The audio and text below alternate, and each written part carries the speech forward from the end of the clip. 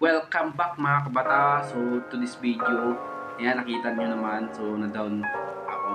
So isa na lang natitira yung kung kakambi si Maggie na lang.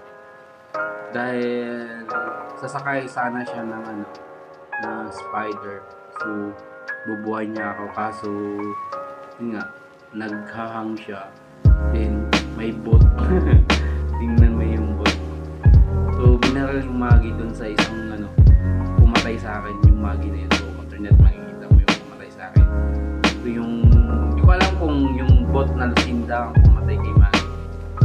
So yan. So to this video